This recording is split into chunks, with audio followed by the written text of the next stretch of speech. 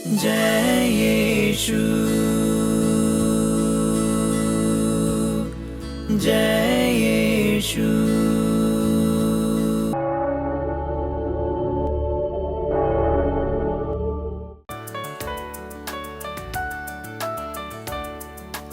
यीशु यीशु हम तेरी आराधना करते, हम तेरी आराधना करते। यीशु यीशु हम तेरी आराधना करते, हम तेरी आराधना करते, हम तेरी आराधना करते। प्यारे यीशु, हम धन्यवाद देते हैं आपने दिए हमारे सुंदर जीवन के लिए, आशीष के लिए। आपकी महिमा हमारे जीवन में प्रकट कीजिए यीशु। अब जो ज्योति हमारे लिए देता है और जो विश्वास हमारे लिए दिया है प्रभु, इसी में हम आगे बढ़ पाए। हम कभी अपने विश्वास से विचलित ना होने दें। यीशु की माँ, हमारे लिए विनती कीजिए, हमारे जीवन के लिए, परिवार के लिए, हमारे बच्चों के पढ़ाई के लिए, और जितने लोग हमसे प्रार्थना मांगे उन सब के लिए, उनके परिवार के लिए, उनका भविष्य के लिए यीशु की माँ विनती कीजिए।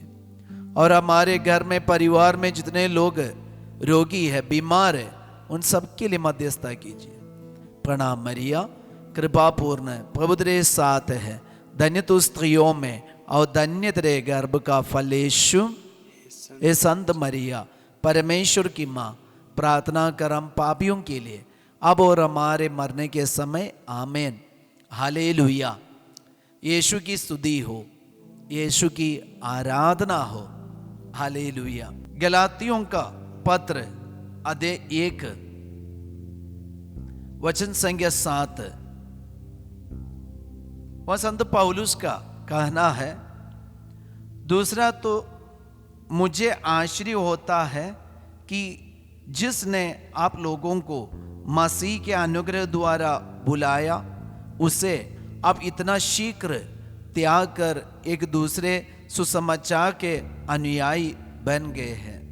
दूसरा तो है ही नहीं, किंतु कुछ लोग आप में अशांति उत्पन्न करते और मसीह का सुसमाचार विकृत करना चाहते हैं। लेकिन जो सुसमाचार मैंने आपको सुनाया, यदि कोई चाहे वह मैं स्वयं या कोई स्वर्गदूत ही क्यों ना हो, उससे भिन्न सुसमाचार सुनाए तो वह अभिशप्त हो। मैं जो कह चुका हूं वही दोहराता हूं। जो सुसमाचार आपको मिला है, यदि कोई उससे भिन्न सुसमाचार सुनाए तो वह अभिशप्त हो। संत पौलुस गलातियों के लिए जब पत्र लिखते, उनके मन में बहुत सारी बातें हैं।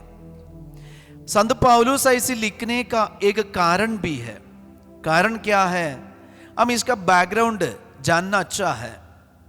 जब पौलुस सुसमाचार की घोषणा शुरू किया और बहुत सारे जगह में ऐसे सुसमाचार की घोषणा करते करते अभी गलातियों के बीच में पहुंच गए। जब गलातियों के बीच में पहुंच गए तो पौलुस कोई बीमारी से पीड़ित हो गया, और ये बीमारी के चलते पौलुस को वहां कुछ दिन रहना ही पड़ा।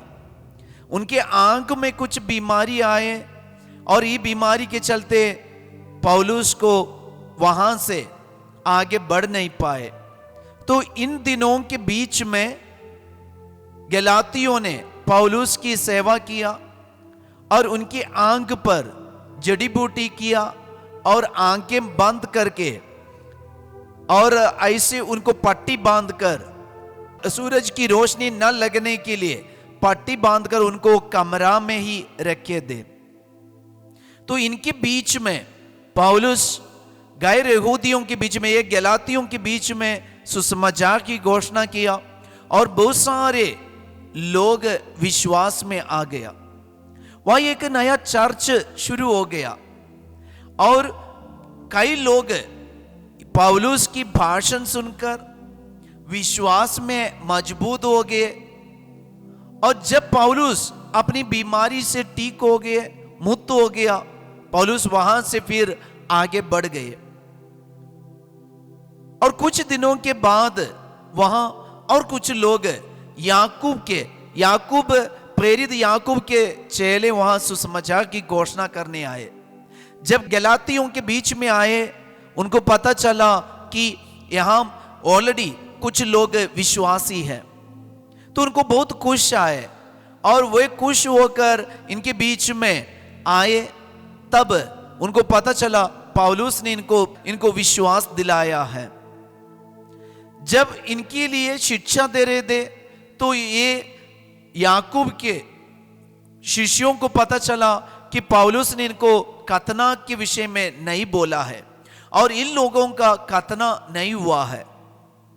जब याकूब के शिष्यों ने गलातियों के लिए ये विश्वास दिलाया कि देखो, आप लोगों का बपतिस्मा पूरा नहीं हुआ है, आप लोगों का विश्वास अपूर्ण है क्योंकि आप लोगों का खतना नहीं हुआ है, ये सुनकर गलातियों को बहुत दुख आया, गुस्सा आया और वे सोचने लगा कि अभी पौलुस हमें क्यों अपूर्ण बपतिस्मा दिया, क्यों हमारे साथ ऐसा किया।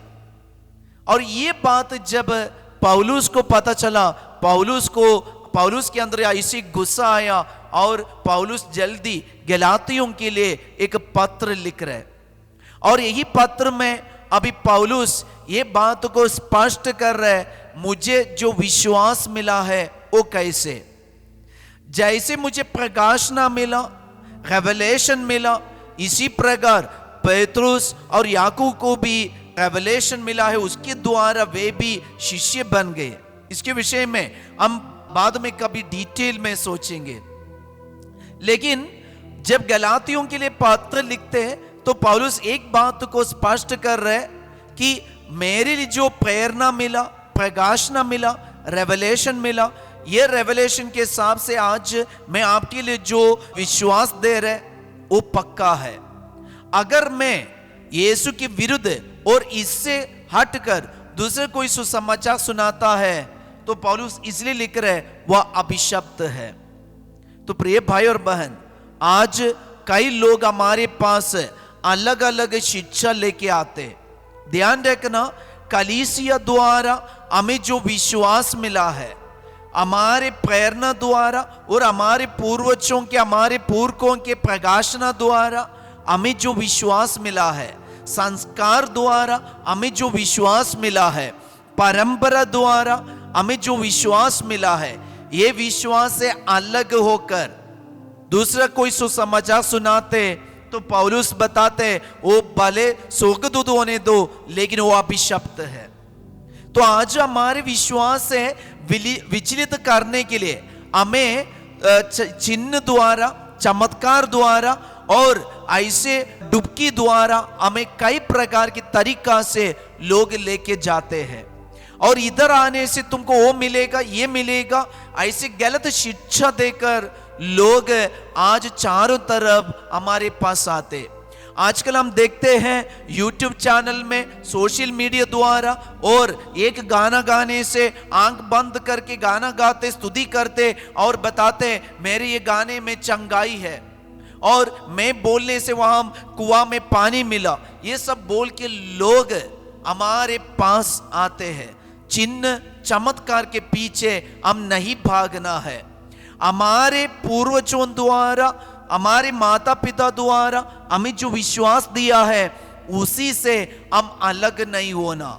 उसके बदले हम क्या करना है, बाइबल का हर एक वचन का ज्ञान प्राप्त करने के लिए बार बार वचन पढ़िए और ऐसे किताब पढ़िए और ऐसे प्रवचन सुनिए और इसके द्वारा सच्ची शिक्षा से हम विश्वास में मजबूत होकर आगे बढ़े।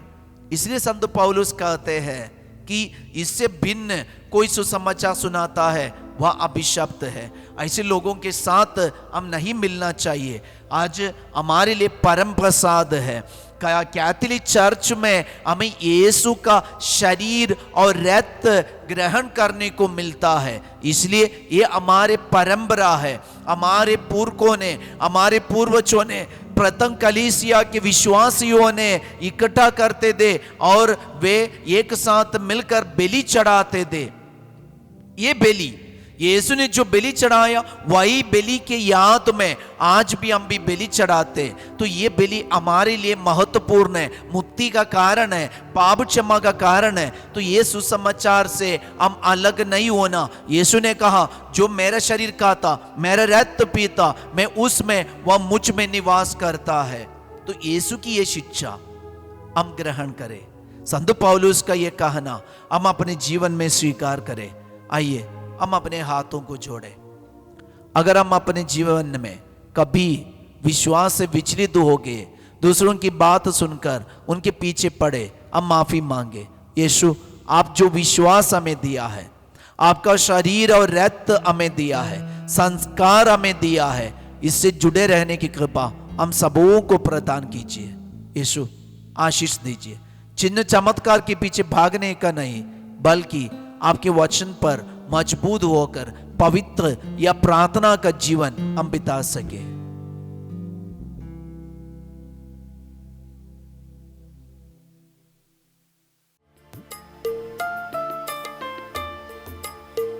ईश्वर तो दयालु है, मुझे पर दया कर।